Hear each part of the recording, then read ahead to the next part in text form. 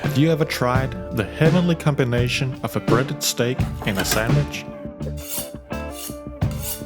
If done right, this is in my own humble opinion, a steak sandwich to be reckoned with. Join me and learn which techniques and flavors I use to make my ultimate steak sandwich. In Japan, they make something called Gyukatsu, which simply means steak, breaded and fried. They sometimes serve this in a white bread sandwich, which is amazing. This is my take on this dish, where I add a few things of my own to elevate it to true greatness.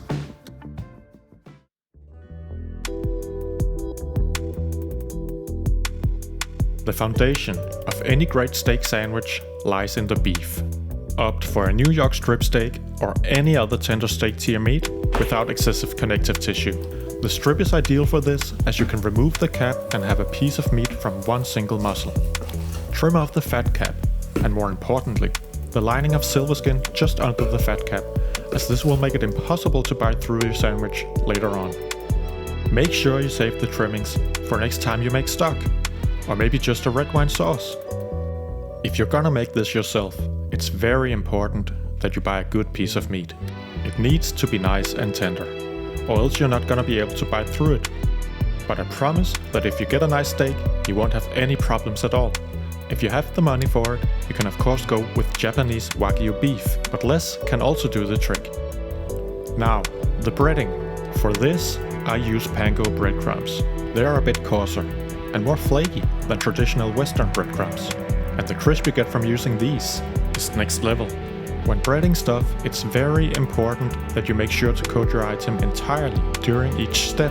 First step is flour. You can season the flour, but today I just seasoned the steak directly before the flour. Once coated completely in flour, shake off the excess and dip it into your egg wash. This is just a couple of eggs beaten thoroughly. Once again, coat your steak completely in the egg wash. Transfer to the panko breadcrumbs and scoop some of the breadcrumbs on top of your steak. Give it a flip and gently press down on it. Flip it again and give it another press. Make sure the sides get coated as well.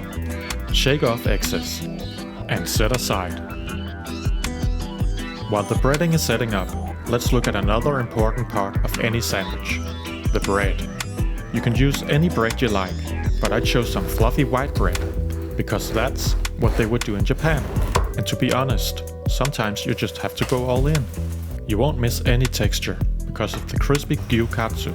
Cut the bread lengthwise to get pieces that fit a trimmed New York strip steak. Then remove the crust to get perfectly sized white and fluffy bread pillows. Give one side of each a smearing of butter, and then brown them one at a time in a dry and hot pan. Be careful when flipping them, that they don't stick to the pan.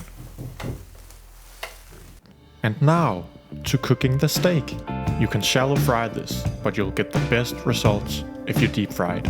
Take a large pot and fill it with the amount of oil needed. Remember to never fill up your pot more than between halfway to 2/3 with oil, as it can spill over when introducing items into the hot oil. You want to fry the steak at a relatively high temperature of 375 F or 190 C.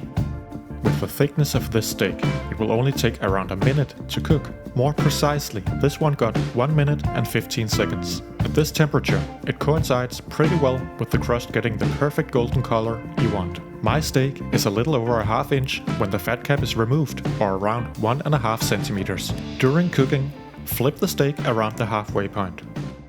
Once done, transfer to a wire rack, and remember to salt it immediately after removing it from the oil. As we assemble the sandwich, let me walk you through my additions.